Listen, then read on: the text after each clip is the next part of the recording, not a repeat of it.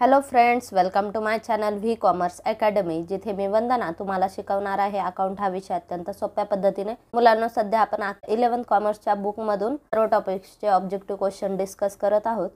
तर आजच्या व्हिडिओमध्ये आपण डिस्कस करणार आहोत 5th टॉपिक सबसिडरी बुक्स। या टॉपिकचे ऑब्जेक्टिव्ह क्वेश्चन्स आपल्याला आज डिस्कस करायचे आहेत। हा व्हिडिओ सुरू करण्याआधी तुम्ही जर चॅनलला सबस्क्राइब केलं नसेल तर चॅनलला सबस्क्राइब करा, जेणेकरून तुमचे महत्त्वाचे व्हिडिओ मिस होणार नाहीत। आता आजचा टॉपिक आहे सबसिडरी बुक्स। सबसिडरी बुक्स चे क्वेश्चन्स डिस्कस करण्याआधी सबसिडरी बुक्स म्हणजे काय ते आधी समजून घ्या। अकाउंटमध्ये ज्या मॉनिटरी ट्रान्झॅक्शन होतात तर त्या ट्रान्झॅक्शनमध्ये कोणते अकाउंट ओपन होतात, तर अकाउंटिंग रूल्सनुसार आपण काय करतो, तिथे अकाउंट क्रिएट करतो आणि त्याची जर्नल एंट्री पास केली जाते। तर या प्रोसेसला काय म्हणतात, जर्नलायझिंग। दुसऱ्या स्टेपमध्ये लेजरमध्ये आपण काय करतो, जर्नल एंट्रीमध्ये जे अकाउंट ओपन झालेले आहेत किंवा जे अकाउंट आलेले आहेत तर त्याची आपण लेजर पोस्टिंग करत असतो। म्हणजे प्रत्येक अकाउंटचं सेपरेट अकाउंट तयार करून प्रत्येक आयटमची पोस्टिंग करत असतो। तर हे झालं लेजर। स्मॉल बिझनेसमध्ये नंबर ऑफ ट्रान्झॅक्शन कमी असतात, त्यामुळे त्यांना ऑल ट्रान्झॅक्शन रेकॉर्ड करता येतात। पण ज्यावेळेस बिझनेस वाढलेला असतो किंवा डे टू डे ट्रान्झॅक्शन वाढलेले असतात त्यावेळेस फक्त एका जर्नलमध्ये ते सगळे मेंटेन करणं शक्य नसतं। त्यामुळे काय केलं जातं, प्रत्येक अकाउंटच्या कॅटेगरीनुसार जर्नलचे वेगवेगळे पार्ट तयार केले जातात, डिव्हिजन तयार केलं जातं, सब डिव्हिजन केलं जातं। मग आपण जे वेगवेगळे डिव्हिजन केलेले ते डिव्हिजन म्हणजेच काय असतात, सबसिडरी बुक्स असतात। ठीक आहे। This books also called as books of original. Books of original म्हणजे काय, जर्नल। ठीक आहे। जर्नलला आपण काय म्हणतो, बुक्स ऑफ ओरिजिनल एंट्रीज, याला आपण काय म्हणतो, जर्नल। मग हे सुद्धा जर्नलच आहे, फक्त आपण वेगवेगळ्या प्रकारामध्ये एंट्रीज केल्या। ओके, म्हणजेच जर्नल एंट्रीमध्ये आपण सगळ्या एंट्री एकाखाली एक लिहितो, इथं फक्त आपण कॅटेगरी वाईज काय केलं, त्याचं क्लासिफिकेशन केलं किंवा ट्रान्झॅक्शननुसार परचेसच्या ट्रान्झॅक्शन एका ठिकाणी, सेल्सच्या ट्रान्झॅक्शन एका ठिकाणी, कॅश ट्रान्झॅक्शन एका ठिकाणी। तर अशा पद्धतीने आपण सगळ्या जर्नलचं काय केलं, डिव्हिजन केलं। याला म्हणतात सबसिडरी बुक्स। ठीक आहे। इम्पॉर्टंट सबसिडरी बुक्स कोणते आहेत, कॅश बुक। कॅश बुकमध्ये ऑल कॅश ट्रान्झॅक्शन येतात। मग कॅश आली आहे आणि कॅश गेली आहे, कॅशच्या रिसिप्ट, कॅशच्या पेमेंट, कॅश ट्रान्झॅक्शन सगळे इथे रेकॉर्ड होतात। पेटी कॅश बुक। पेटी कॅश बुक म्हणजे व्यवसायामध्ये असे काही खर्च असतात जे छोट्या छोट्या प्रमाणावर केले जातात। उदाहरणार्थ स्टेशनरी, पोस्टेज, टेलिग्राम। तर याच्या प्रत्येक सिंगल ट्रान्झॅक्शन इथे रेकॉर्ड करण्यापेक्षा एक पेटी कॅश बुक मेंटेन केलं जातं। छोटे छोटे खर्च, स्मॉल खर्च त्याच्यामध्ये रेकॉर्ड केले जातात। देन पेटी कॅश बुक म्हणजे काय, व्यवसायात जे किरकोळ खर्च असतात तर ते सगळे इथे रेकॉर्ड केले जातात। आणि पेटी कॅश बुक कोण मेंटेन करतात, पेटी कॅशियर मेंटेन करतात। त्यानंतर आहे परचेस बुक। परचेसच्या क्रेडिट ट्रान्झॅक्शन इथे रेकॉर्ड होतात। Purchase return book. परचेस बुकमध्ये आपण परचेसच्या ज्या क्रेडिट ट्रान्झॅक्शन रेकॉर्ड केलेल्या आहेत तर त्या क्रेडिट ट्रान्झॅक्शनपैकी काही वस्तू आपण जर परत केल्या तर त्या इथे रेकॉर्ड होतात। ठीक आहे। त्यानंतर सेल्स बुक। सेल्सच्या क्रेडिट ट्रान्झॅक्शन रेकॉर्ड होतात, सेल्सच्या कॅश ट्रान्झॅक्शन कॅश बुकमध्ये जातात। ठीक आहे। त्यानंतर आहे सेल्स रिटर्न बुक। सेल्स रिटर्नच्या ज्या क्रेडिट ट्रान्झॅक्शन आहेत त्या इथे रेकॉर्ड होतात। Journal proper. आता काही ट्रान्झॅक्शन अशा असतात की ज्या या सगळ्या बुक्समध्ये लिहिता येत नाहीत, त्या सगळ्या ट्रान्झॅक्शन जर्नल प्रॉपरमध्ये रेकॉर्ड। ठीक आहे। तर हे झाले इम्पॉर्टंट सबसिडरी बुक्स। आता आपण टॉपिकचे क्वेश्चन्स डिस्कस करू। आता फर्स्ट क्वेश्चन आहे, गिव्ह वर्ड, टर्म और phrase for each of the following statement. First question दिला, person who maintain petty cash book. पेटी कॅश बुक कोण मेंटेन करतं हे विचार। सबसिडरी बुक्स मधला पहिला प्रकार आहे कॅश बुक। कॅश बुकचे वेगवेगळे प्रकार असतात, एक simple cash book, 2 column cash book, पेटी कॅश बुक। ठीक आहे। तर यातलं पेटी कॅश बुक म्हणजे व्यवसायामध्ये अनेक किरकोळ खर्च असतात, उदाहरणार्थ पोस्टेज, टेलिग्राम, स्टेशनरी। ठीक आहे। रोजचे जे अनेक छोटे छोटे खर्च असतात तर ते प्रत्येक खर्च कॅश बुकमध्ये लिहिणे पॉसिबल नसते। मोठ्या व्यवसायामध्ये प्रत्येक छोटे छोटे खर्च कॅश बुकमध्ये रोज लिहित बसणे शक्य नसते। त्यामुळे मग तिथे काय केलं जातं, पेटी कॅश बुक तयार केलं जातं। पेटी कॅश बुकमध्ये जे व्यवसायामध्ये जे छोटे छोटे किरकोळ खर्च आहेत तर ते सगळे ह्याच्यामध्ये रेकॉर्ड केले जातात। पेटी कॅशियर म्हणून एक व्यक्ती अपॉइंट केलेला असतो। महिन्याच्या सुरुवातीला किंवा पर्टिक्युलर टाइमला त्या कॅशियर जवळ काही पैसे दिले जातात आणि त्याच्यातून तो काय करत असतो, पेटी एक्सपेन्सेस तो पेड करत असतो। ठीक आहे। मग पेटी कॅशियरला दिलेले पैसे त्याच्यातून त्याने केलेले खर्च हे रेकॉर्ड ज्याच्यामध्ये मेंटेन केले जातात तर त्याला म्हणतात पेटी कॅश बुक। आणि पेटी कॅश बुक कोण मेंटेन करत असतो, पेटी कॅश बुक हा पेटी कॅशियर मेंटेन करत असतो। ठीक आहे। प्रश्न काय विचारलाय, person who maintain petty cash book, तर याचा आन्सर आहे पेटी कॅशियर। त्यानंतर next, a bank account which the businessman prefer to open, म्हणजेच बिझनेसमॅन कोणता अकाउंट ओपन करायला प्रेफर करतो। ठीक आहे, बँकेमध्ये बिझनेसमॅन कोणता अकाउंट ओपन करत असतो। आता अकाउंटचे प्रकार, पहिलं आहे सेव्हिंग अकाउंट, दुसरं आहे फिक्स अकाउंट, तिसरं करंट अकाउंट। सेव्हिंग अकाउंट म्हणजे आपण ठराविक रक्कम तिथे जमा करू शकतो, त्याच्यावर तुम्हाला व्याज दिलं जातं। तर जे जनरल अकाउंट बँकेमध्ये ओपन केलं जातं ते असतं सेव्हिंग अकाउंट।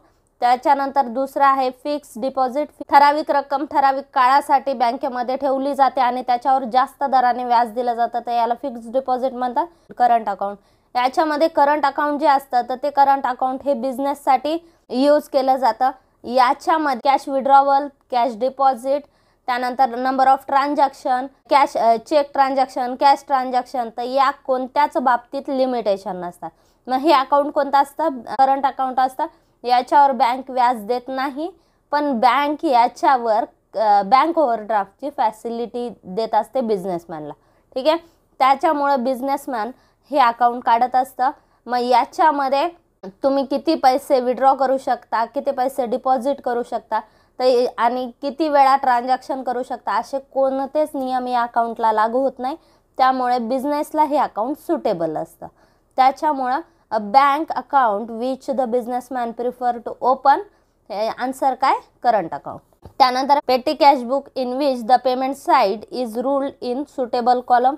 पेटी कॅश बुकचे दोन प्रकार असतात, एक सिंपल पेटी कॅश बुक आणि दुसरा आहे ॲनालिटिकल पेटी कॅश बुक।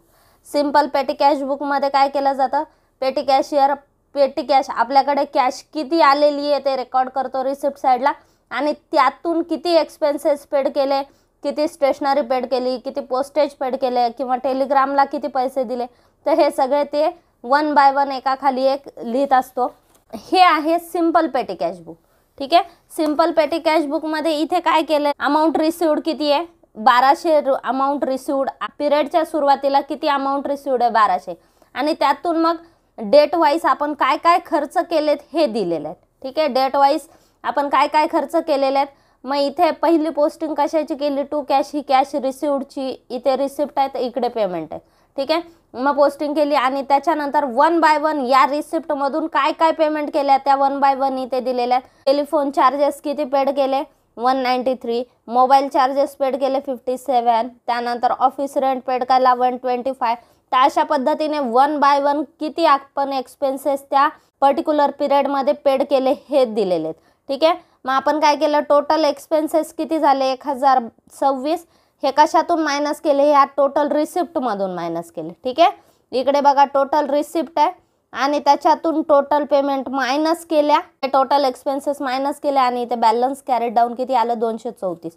ठीक आहे, कॅश बुकला म्हणतात सिंपल पेटी कॅश बुक, म्हणजेच आपण काय केलं, रिसिप्ट एका साईडला दाखवल्या रिसिप्ट कॉलमला, आणि त्याच्यातून एका खाली एक खर्च आपण लेस करत गेलो किंवा दाखवत गेलो। तर इथे कोणत्याही खर्चासाठी स्पेशल कॉलम मेंटेन केलेला नाहीये। मग हे झालं सिंपल पेटी कॅश बुक। ठीक आहे, कॅश बुकचा दुसरा प्रकार आहे ॲनालिटिकल पेटी कॅश बुक। ठीक आहे, ही कॅश बुक बनवलेलं आहे आणि याच्यामध्ये जेवढे खर्च आपण पेड करणार त्याच्यासाठी इथे स्पेशल कॉलम तयार केलेले आहेत। आता इथे बघा अमाऊंट रिसिव्ड आपण इथे रिसिव्डला दाखवली, सगळ्यात आधी मेन्शन केली हे 8000, आणि त्याच्यानंतर डेट वाईज आपण कोणत्या ट्रान्झॅक्शन पास केल्या। आता इथे समजा ॲटोफेअर पहिला खर्च आपण केला ॲटोफेअर 255, तर इथे एक कॉलम आहे ॲटोफेअरचा। ठीक आहे, ट्रॅव्हलिंग कन्व्हिनियन्स एक्सपेन्सेस, तिथं ते रेकॉर्ड केले। ठीक आहे, त्यानंतर कुरिअर एक्सपेन्सेस 60 रुपये पेड केले, टोटलचा एक कॉलम केला, त्याच्यामध्ये टोटलमध्ये सगळ्या कॉलमचे येईल आणि कुरिअरच्या कॉलममध्ये सुद्धा ते रेकॉर्ड केले। म्हणजेच वर्षाच्या शेवटी ज्या ठिकाणी कुरिअर एक्सपेन्सेस वर्षातून आपल्याला 100 वेळा द्यावे लागले, ठीक आहे, किंवा ट्रॅव्हलिंग एक्सपेन्सेस सुद्धा रोज पेड करावे लागतात, तर अशा वेळेस आपल्याला सिंपल कॅश बुक किंवा सिंपल पेटी कॅश बुक फायद्याचं ठरत नाही। त्यामुळे मग एका पर्टिक्युलर खर्चावर आपण किती खर्च केले, किती पैसे खर्च केले, ही टोटल अमाऊंट फाइंड आउट करण्यासाठी कोणतं अकाउंट तयार केलं जातं, ॲनालिटिकल पेटी कॅश बुक। याच्यामध्ये प्रत्येक खर्चासाठी स्पेशल कॉलम तयार केले जातात, तर या कॅश बुकला म्हणतात ॲनालिटिकल पेटी कॅश बुक। म्हणजे प्रत्येक खर्चाचा जेवढे खर्च किंवा जेवढे पेटी एक्सपेन्सेस आपण पेड करणार आहोत तर हे सगळ्या खर्चाचे कॉलम इथे तयार केलेले. या कॅशबुकला काय म्हणतात? ॲनालिटिकल पेटी कॅशबुक. ओके. पेटी कॅशबुकचे दोन प्रकार, एक सिंपल, दुसरा ॲनालिटिकल. ॲनालिटिकल म्हणजे ज्याच्यामध्ये प्रत्येक खर्चासाठी स्पेशल कॉलम तयार केलेला आहे. प्रश्न काय विचारलाय तुम्हाला? Petty cashbook in which the payment side is ruled suitable column. ठीक आहे. असं पेटी कॅशबुक जिथे आपण पेमेंट साइडला सुटेबल कॉलम केले, जेवढे खर्च आहेत तेवढे कॉलम वाढणार. ठीक आहे. जेवढे खर्च आपल्याला पेड करायचे तेवढे आपण कॉलम तयार केले, तर याला काय म्हणणार? ॲनालिटिकल पेटी कॅशबुक. नेक्स्ट क्वेश्चन घ्या. Subsidiary book in which only credit purchase of goods recorded. प्रश्न सुरू करण्याआधीच बघा तुम्हाला मी सांगितलं कोणत्या सबसिडरी बुक्स कोणत्या आणि कोणत्या बुक्समध्ये आपण कोणत्या ट्रान्झॅक्शन रेकॉर्ड करतो. तर त्याच्यामध्ये परचेस बुक हे सबसिडरी बुक आहे, त्याच्यामध्ये फक्त क्रेडिट परचेस घेणार. कॅश परचेस कुठे येणार? कॅशबुकमध्ये येणार. परचेसचे दोन टाइप्स असतात, एक क्रेडिट एक कॅश. कॅश परचेस आपण कॅश बुकमध्ये रेकॉर्ड करतो आणि क्रेडिट परचेस आपण कुठे रेकॉर्ड करणार? परचेस बुकमध्ये रेकॉर्ड करणार. Answer is purchase book. त्यानंतर पुढे घ्या. Subsidiary book in which return of goods sold on credit recorded. ज्या वस्तू आपण उधारीवर विकलेल्या आहेत त्या वस्तू परत आल्या तर त्या कुठे रेकॉर्ड होतात? कॅश सेल्स असेल तर ते कॅश बुकमध्ये रेकॉर्ड होतं आणि क्रेडिट सेल असेल तर ते सेल्स बुकमध्ये रेकॉर्ड होतं. ठीक आहे. आणि सेल्स जर परत जे क्रेडिट सेल्स आपण केलेले तर ते त्या जर वस्तू रिटर्न आल्या तर त्या रेकॉर्ड होतात sales return book. Next, the entry which is recorded on the both side of cash book. जी एंट्री कॅश बुकच्या दोन्ही कॉलमला रेकॉर्ड होते. कॅश बुकचे जे टाइप्स आहेत तर कॅश बुकचं टाइप आहे simple cash book, 2 column cash book, पेटी कॅश बुक. ठीक आहे. सिंपल कॅश बुक म्हणजे त्याला दोन साइड आहेत, receipt and payment. All receipt आपण रिसिप्ट साइडला ज्या वेळी कॅश आली रिसिप्ट साइडला रेकॉर्ड केली, ज्या वेळी कॅश गेली आपण पेमेंट साइडला रेकॉर्ड केली. मग हे झालं सिंपल कॅश बुक. दुसरा प्रकार आहे पेटी कॅश बुक. किरकोळ खर्च करण्यासाठी जे कॅश बुक मेंटेन केलं जातं ते पेटी कॅश बुक. आणि त्याच्यानंतर थर्ड प्रकार आहे 2 column cash book. 2 column cash book म्हणजे जिथे कॅश बुकमध्ये कॅशचा आणि बँकचे 2 कॉलम तयार केले जातात, तर याला 2 कॉलम कॅश बुक म्हणतात. तर आता हे बघा, तर हे कॅश बुक आहे, तर या कॅश बुकमध्ये कॅश कॉलम आहे.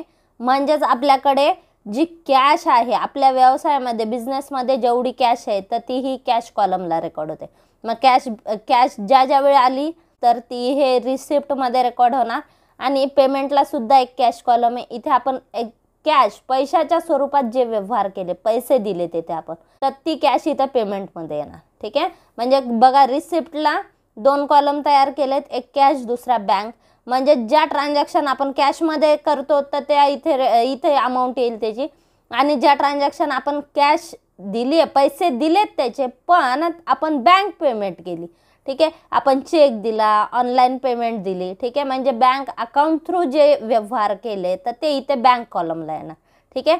मग हे बँक काय रिप्रेझेंट करतं? आपलं जे बँकेमध्ये बिझनेसचं अकाउंट आहे म्हणजे आपलं करंट अकाउंट आहे, तर त्या करंट अकाउंटवर आपण ज्या रिसिप्ट आल्या त्या इथे रेकॉर्ड होतील आणि त्या करंट अकाउंटवर ज्या पेमेंट केल्या तर त्या इथे रेकॉर्ड होतील.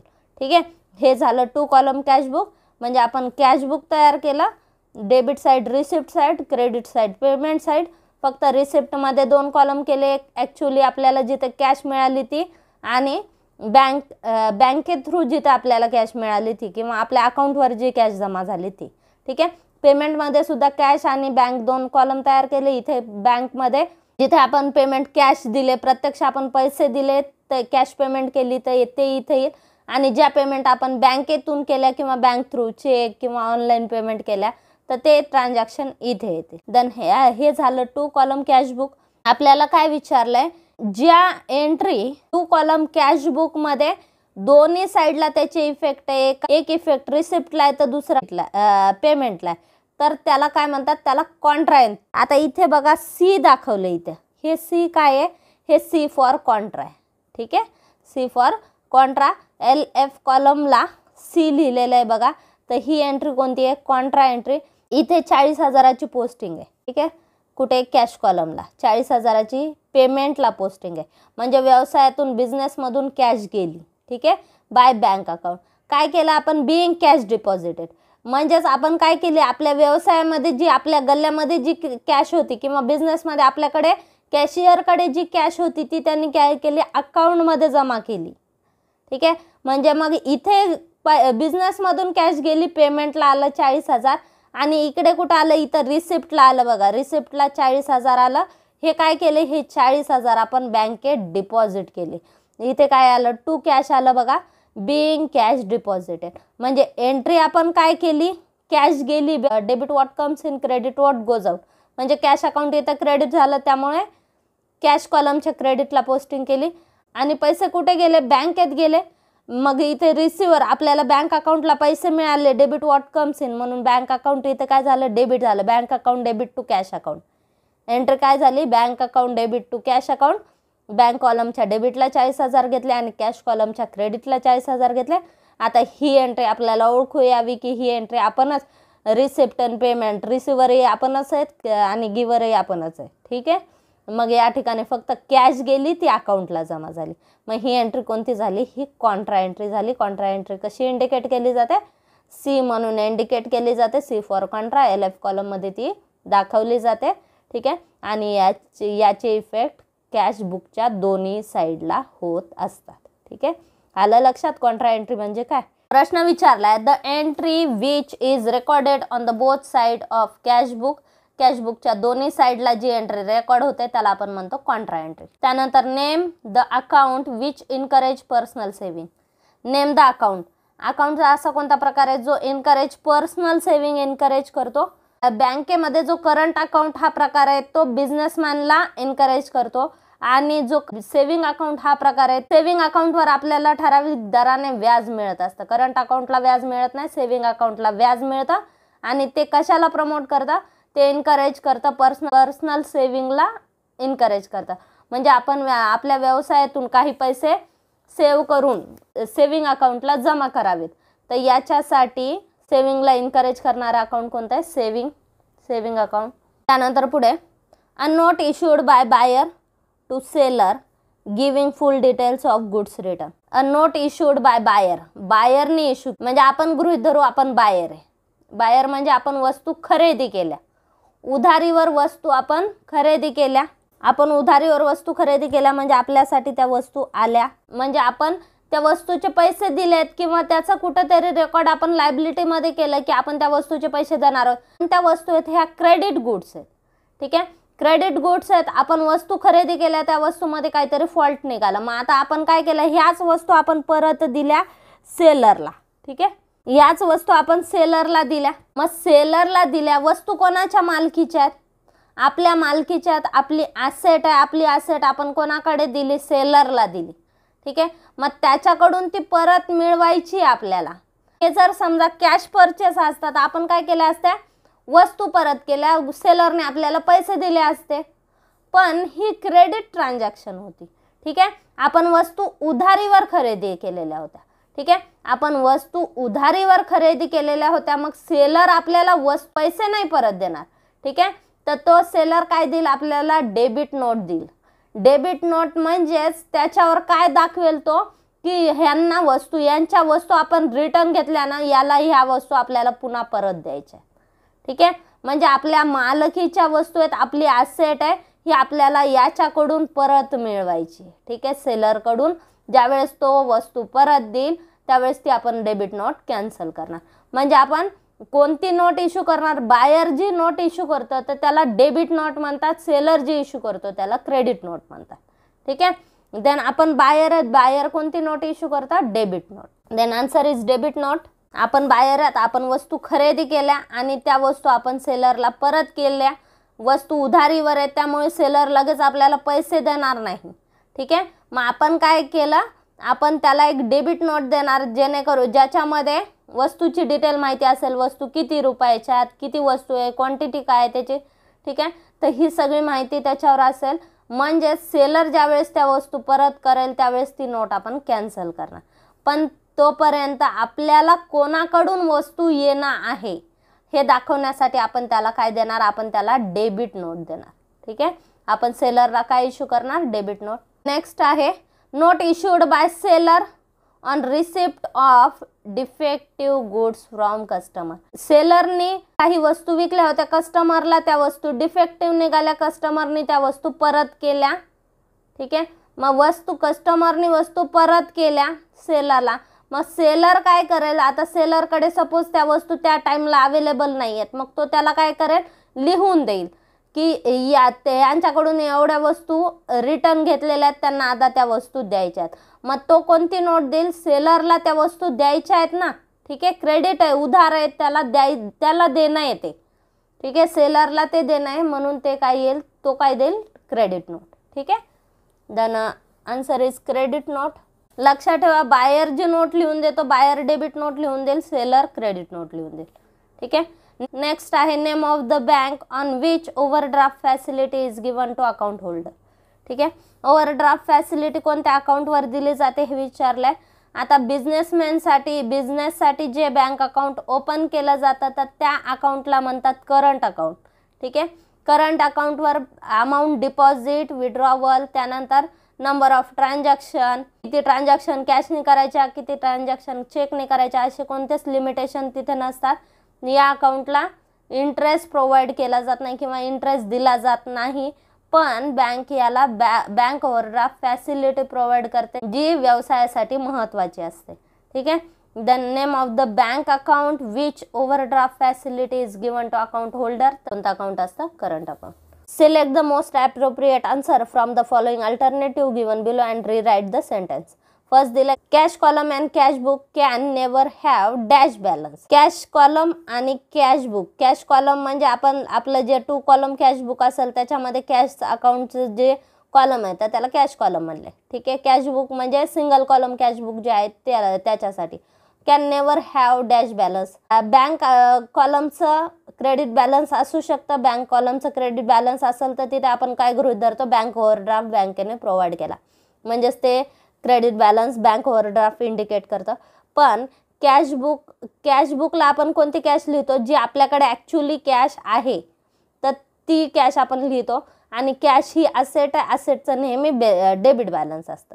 ठीक आहे, आपल्याकडे पैसे असतील, आता जर समजा आपल्याकडे रिसिप्टमध्ये 1000 आहे तर आपण पेमेंट किती करू शकतो, 1000च करू शकतो. त्याच्यावरती करू शकतो का, नाही. म्हणजे मॅक्झिमम आपण किती पेमेंट करू शकतो, जे आपलं डेबिट बॅलन्स आहे त्याच्या एवढंच क्रेडिटला अमाऊंट येऊ शकते. ठीक आहे, म्हणजे 0 बॅलन्स होऊ शकतं पण ते क्रेडिट होईल का, कॅश ही असेट आहे, असेटचं क्रेडिट बॅलन्स कधीच नसतं. ठीक आहे, देन इथं आन्सर काय, क्रेडिट बॅलन्स. कॅशचं डेबिट बॅलन्स म्हणजे कॅश अकाउंट, आपल्याकडे कॅश आहेत, आपल्याकडे असेट आहेत तर त्याचं डेबिट बॅलन्स असतं. 0 बॅलन्स कधी, जर आपल्या रिसिप्ट अँड पेमेंट सेम असतील तर 0 बॅलन्स येऊ शकतं. ठीक आहे, कधी कधी एक अशी सिच्युएशन होऊ शकते की आपल्याकडे एकही रुपया नाही, मग ती स्टेज म्हणजे काय, 0 बॅलन्स स्टेज असेल. ठीक आहे, हे पण होऊ शकतं. पण क्रेडिट बॅलन्स येऊ शकता का, कॅश कॉलमचं क्रेडिट बॅलन्स येऊ शकत नाही, बँक कॉलमचं क्रेडिट बॅलन्स येऊ शकतं. ठीक आहे, त्यानंतर next, any entry recorded on the both side of cash book is known as. ठीक आहे, कॅश बुकच्या बोथ साईडला आपण एंट्री केलेली आहे तर या एंट्रीला काय म्हणतात, आत्ताच आपण बघितलं, या एंट्रीला म्हणतात कॉन्ट्रा एंट्री. ज्या एंट्रीमध्ये कॅश बुकचे जे 2 कॉलम आहेत, बँक कॉलम आणि कॅश कॉलम, तर या दोन्ही कॉलमला त्याची पोस्टिंग होते तर अशा एंट्रीला कॉन्ट्रा एंट्री म्हणतात. त्यानंतर next, the source of document recording in sales book is. Source of documents म्हणजे आपण ट्रान्झॅक्शन जे आयडेंटिफाय करतो तर त्या तुम्ही सेल्स बुकची जी ट्रान्झॅक्शन आहे म्हणजेच क्रेडिट सेल्सची ट्रान्झॅक्शन आपण कशावरून आयडेंटिफाय करणार, तर त्याचा सोर्स काय किंवा एव्हिडन्स काय विचारलंय. तर आपल्याकडे जिथे सेल्सची ट्रान्झॅक्शन मेन्शन असेल, मग ते कुठे मेन्शन असेल, इनवर्ड इनवॉइस म्हणजे आपल्याकडे आलेल्या वस्तू, आउटवर्ड इनवॉइस म्हणजे गेलेल्या वस्तू. सेल्समध्ये आपण आपल्याकडे वस्तू येतात का जातात, सेल्स म्हणजे आपण विकलेल्या वस्तू म्हणजे बिझनेसमधून वस्तू जात आहेत, म्हणजेच आउटवर्ड इनवॉइस म्हणजे ज्या वेळेस आपल्या व्यवसायातून वस्तू गेलेल्या आहेत ते आउटवर्ड इनवॉइसला होतं, म्हणजेच आउटवर्ड इनवॉइस वरून आपण सेल्स रेकॉर्ड करू शकतो. Then B is a correct answer. त्यानंतर वाउचर. वाउचर म्हणजे काय, थर्ड ऑप्शन काय दिले, वाउचर. वाउचर म्हणजे आपल्याकडे जे अकाउंटिंग डॉक्युमेंट्स असतात किंवा ट्रान्झॅक्शनचे एव्हिडन्स असतात, बिल, रिसिप्ट, त्यानंतर इनवॉइस, तर या सगळ्यांना वाउचर म्हणतात. Cash memo. कॅश मेमो म्हणजे आपण जिथं कॅश ट्रान्झॅक्शन केलेले आहेत तेव्हा कॅश मेमो यूज केला जातो. मग हे एक प्रकारचं वाउचर आहे कॅश पेमेंटसाठी, ठीक आहे, किंवा कॅश ट्रान्झॅक्शनसाठी. Then B is a correct answer. Outward invoice. Outward इनवॉइसवरून आपण काय करू शकतो, सेल्स रेकॉर्ड करू शकतो. त्यानंतर credit purchase of machinery is recorded in the. Credit purchase कुठे रेकॉर्ड होणार सांगितलं. Credit purchase of machinery. Machinery ही काय ॲसेट आहे. परचेस बुकमध्ये, सेल्स बुकमध्ये आपण कोणत्या ट्रान्झॅक्शन रेकॉर्ड करतो, परचेस बुकमध्ये आपण क्रेडिट परचेस रेकॉर्ड करतो. कोणते क्रेडिट परचेस, जे आपले मर्चंडाइज गुड्सचे आहेत. मर्चंडाइज गुड्स म्हणजे काय, आपला जर समजा पेन्सिलचा बिझनेस आहे तर आपण पेन्सिलच्या क्रेडिट ट्रान्झॅक्शन इथे परचेस बुकमध्ये रेकॉर्ड करणार. आणि जर समजा परचेस आपण पेन्सिल आपण यूज करण्यासाठी, किंवा मला ठीक आहे मला इथे पेन्सिल वापरायला पाहिजे, लिहिण्यासाठी पाहिजे, म्हणून मी पेन्सिल परचेस केली, तर ती स्टेशनरी या कॅटेगरीमध्ये येणार. ठीक आहे, ती याच्यामध्ये येणार नाही, क्रेडिट परचेस बुकमध्ये येणार नाही, ती मर्चंडाइज गुड्समध्ये येणार नाही. ठीक आहे. जर मशिनरीचा आपला बिझनेस असेल, जर आपण मशिनरी बनवून विकत असू, किंवा जर आपण मशिनरी परचेस करून एका ठिकाणाहून परचेस करून रिसेल करत असू, तर ती मशिनरी आपल्यासाठी मर्चंडाइज गुड्स आहे. ठीक आहे, त्या केसमध्ये ती ट्रान्झॅक्शन परचेस बुकमध्ये रेकॉर्ड होणार. पण जर ही मशिनरी आपण ॲसेट म्हणून खरेदी केली तर ही याच्यामध्ये रेकॉर्ड होत नाही, परचेस बुकमध्ये रेकॉर्ड होत नाही. मग त्याच्यासाठी आपल्याकडे एक स्पेशल अकाउंट आहे. आता क्रेडिट परचेस आहे म्हणजे कॅश बुकमध्ये सुद्धा येणार नाही. ठीक आहे. त्यानंतर आहे रिटर्न आउटवर्ड. रिटर्नचा संबंधच नाही आहे तिथे, त्यामुळे रिटर्न आउटवर्डला येणार नाही. त्या ट्रान्झॅक्शनसाठी आपल्याला स्पेशल सबसिडरी बुक नाही, किंवा या कोणत्याच बुकमध्ये या एंट्रीला जागा नाही, तर मग ही एंट्री रेकॉर्ड होते जर्नल प्रॉपरमध्ये. ठीक आहे. तुम्ही काय करता, प्रत्येक विषयासाठी एक नोटबुक बनवता. जे विषय महत्त्वाचे आहेत किंवा आपल्याला विषयानुसार अभ्यास करता यावा यासाठी आपण काय करतो, प्रत्येक विषयासाठी एक नोटबुक बनवतो. ज्या विषयांना कमी वेटेज आहे मग त्या विषयासाठी तुम्ही काय करता, एक जनरलच वही करून देता. ठीक आहे, एक रफ बुक तयार केली जाते. त्याच्यामध्ये सगळे मिळून ज्या विषयासाठी स्पेशल बुक नाही त्या विषयाचा अभ्यास तुम्ही त्या बुकमध्ये लिहिता. ठीक आहे, मग त्याला आपण काय म्हणतो, रफ बुक. तर जर्नल प्रॉपर हे तेच काम करतं. ज्या एंट्रीसाठी स्पेशल सबसिडरी बुक तयार केलं नाही तर अशा एंट्री जर्नल प्रॉपरमध्ये रेकॉर्ड होतात. Then credit purchase of machinery हे कुठे रेकॉर्ड होणार, जर्नल प्रॉपरमध्ये. त्यानंतर आहे sub division of journal is known as. मोठ्या बिझनेसमध्ये जर्नलमध्ये सगळ्या ट्रान्झॅक्शन रेकॉर्ड करणे तर हे सोपं व्हावं त्यासाठी काय केलं जातं, जर्नलचं सब डिव्हिजन केलं जातं आणि त्यालाच म्हणतात subsidiary book. Purchase return book, purchase book, journal proper हे त्यातले टाइप्स आहेत. Sub division of journal is known as subsidiary books. त्यानंतर additional cash introduce in business is recorded in. आपण बिझनेसमध्ये ॲडिशनल कॅश आणली. ठीक आहे, मग ते कोणत्या कॅटेगरीमध्ये येणार, ते येणार कॅपिटलमध्ये मोडणार ती ट्रान्झॅक्शन. ठीक आहे, म्हणजे कॅपिटल आपण इंट्रोड्यूस केलं. मग आता कॅश आणली म्हणजे कॅश रिसिप्टला आली. ठीक आहे, कॅश आली व्यवसायात म्हणजेच रिसिप्ट येते. रिसिप्ट कुठे रेकॉर्ड होते, कॅश बुकमध्ये. कॅश बुकमध्ये आपण कॅशमध्ये कॅश ट्रान्झॅक्शन रेकॉर्ड करतो. ऑल रिसिप्ट अँड पेमेंट आपण इथे रेकॉर्ड करत असतो. Then additional cash introduce in business कुठे रेकॉर्ड होणार, कॅश बुकमध्ये रेकॉर्ड होणार. त्यानंतर next entry for bad debts is recorded in the dash. ठीक आहे, एंट्री फॉर बॅड डेब्ट्स. आता बॅड डेब्ट्सची एंट्री आहे. बॅड डेब्ट्सच्या एंट्रीसाठी आता इथे ऑप्शन तुम्हाला काय दिलं, sales book, purchase book, cash book आणि जर्नल प्रॉपर. सेल्स बुकमध्ये सेल्सच्या क्रेडिट ट्रान्झॅक्शन रेकॉर्ड होतात. परचेस बुकमध्ये परचेसच्या क्रेडिट ट्रान्झॅक्शन रेकॉर्ड होतात. कॅश बुकमध्ये रिसिप्ट, पेमेंट जे आलेले आहेत, कॅश ट्रान्झॅक्शन जे आहेत ज्याच्यामध्ये आपण एकतर पैसे दिले किंवा घेतले, तर ह्या ट्रान्झॅक्शन कॅश बुकमध्ये रेकॉर्ड होतात. मग आता या तिन्ही बुकमध्ये ही ट्रान्झॅक्शन बसणार नाही. मग ही ट्रान्झॅक्शन कशाची आहे, बॅड डेब्ट्स. आपले काही पैसे बुडाले, लॉस आहे. ठीक आहे, लॉस झाला आहे आपला. मग पैशाचा इथं लॉस झाला म्हणजे इथे पैशाची ट्रान्झॅक्शन आलीच नाही.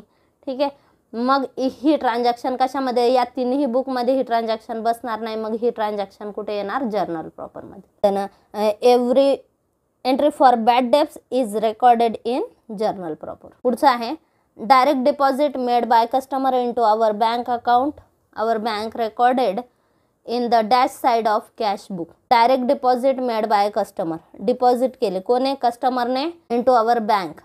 कस्टमरने आपल्या बँक अकाउंटमध्ये पैसे जमा केले. Is recorded in dash side of cash book.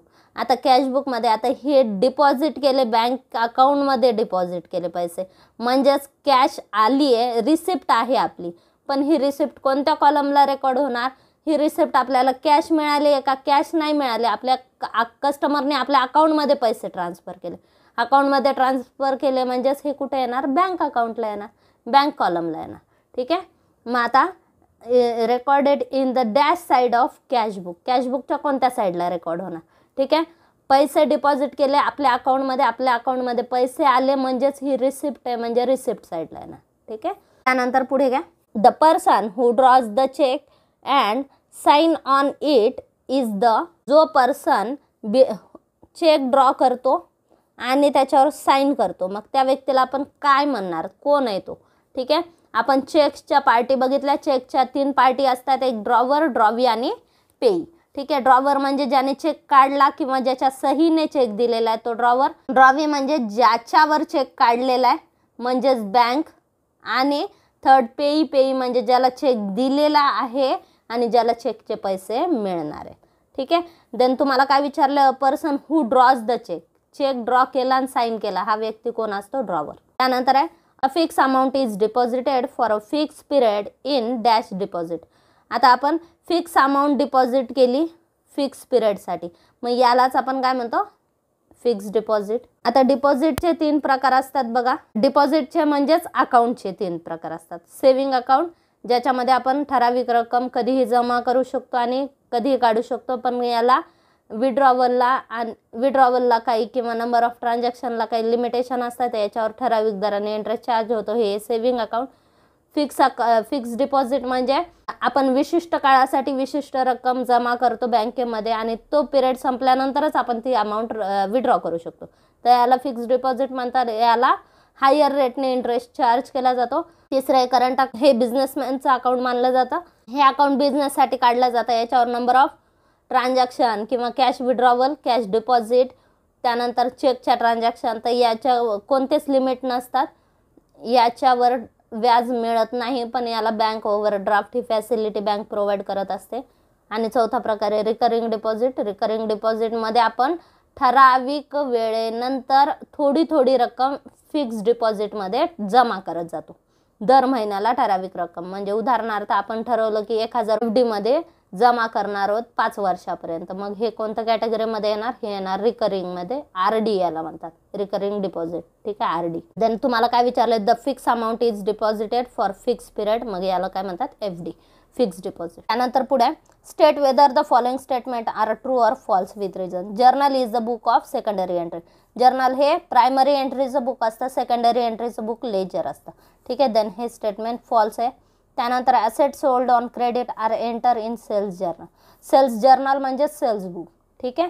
Cells बुकमध्ये आपण कोणत्या ट्रान्झॅक्शन रेकॉर्ड करतो? ज्या आपल्या मर्चंडाईज गुड्स आहेत किंवा ज्या वस्तूच्या खरेदी विक्रीचा बिझनेस करतोय किंवा ज्या वस्तू आपण बनवून विकतोय, तर त्या ज्या ट्रेड गुड्स आहेत तर त्या ट्रेड गुड्सच्या क्रेडिट ट्रान्झॅक्शन इथे रेकॉर्ड होतात. मग सेल्स बुकमध्ये आपण कोणत्या ट्रान्झॅक्शन रेकॉर्ड करणार?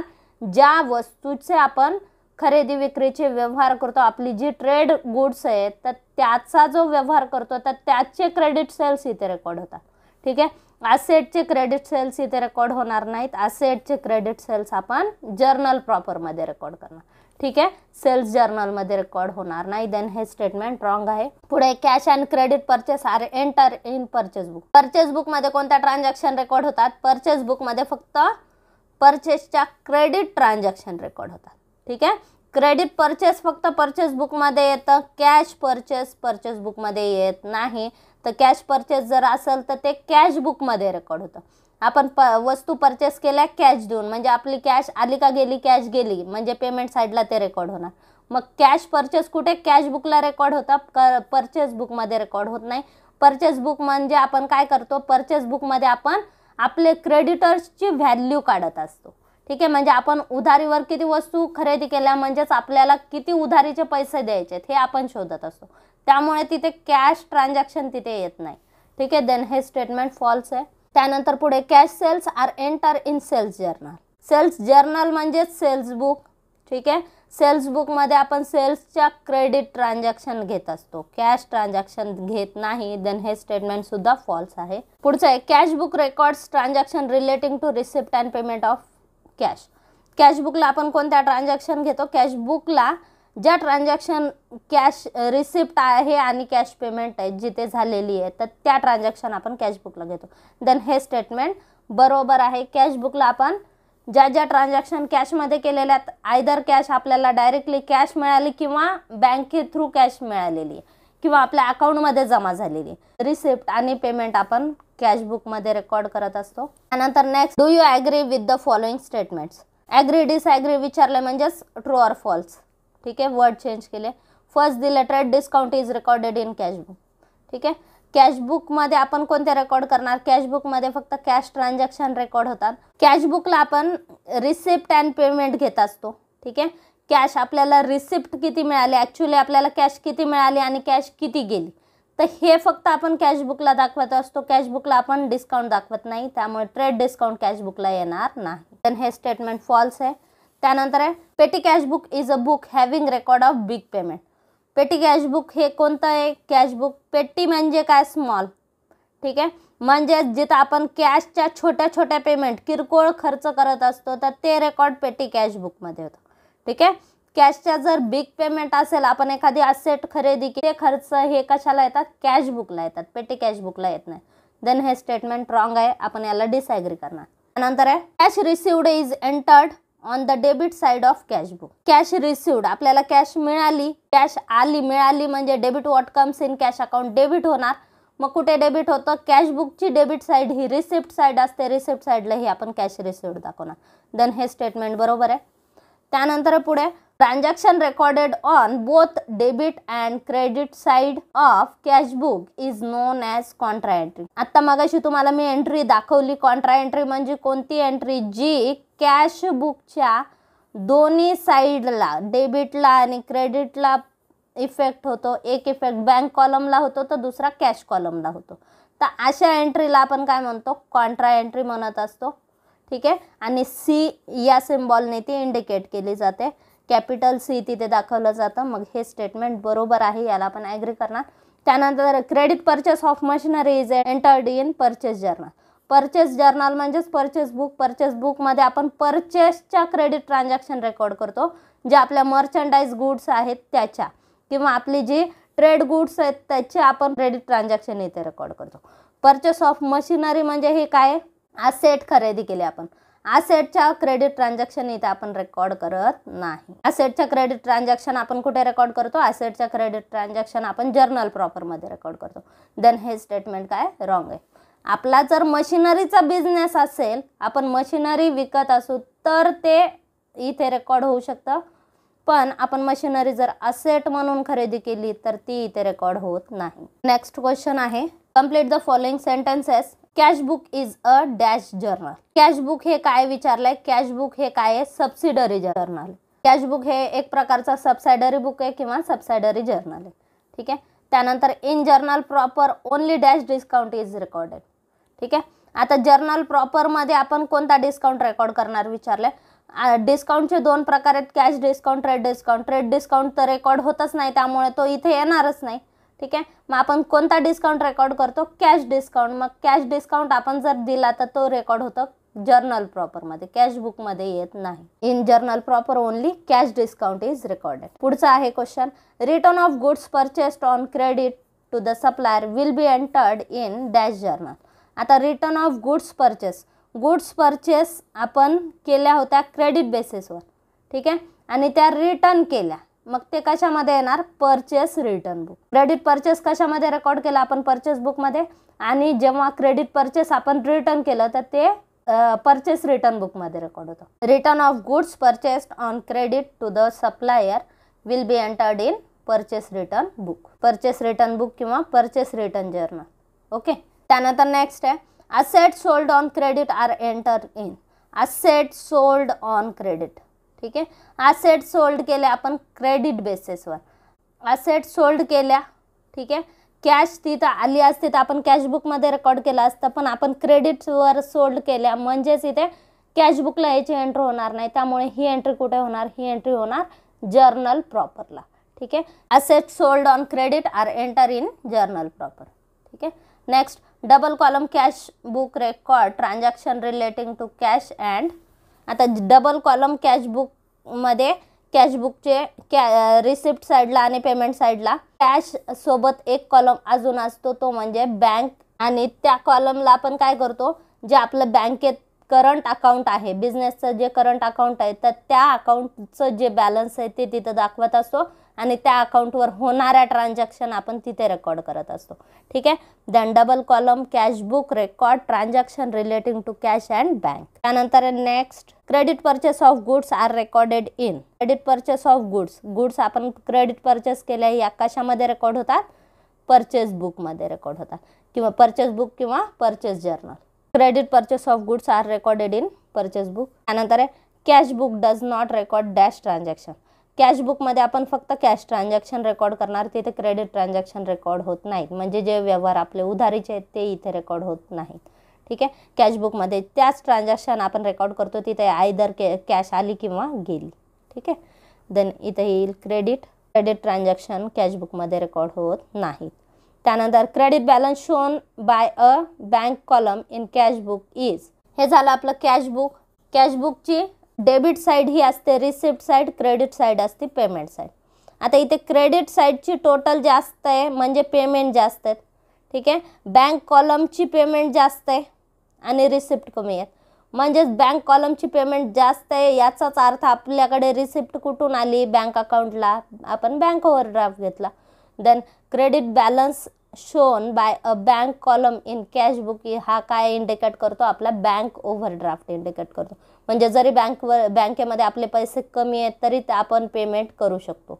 त्यामुळे credit balance shown by a bank column in cash book ते काय दाखवतो, आपला बँक ओव्हरड्राफ्ट दाखवतो. Credit balance shown by a bank column in cash book bank overdraft indicate करतो.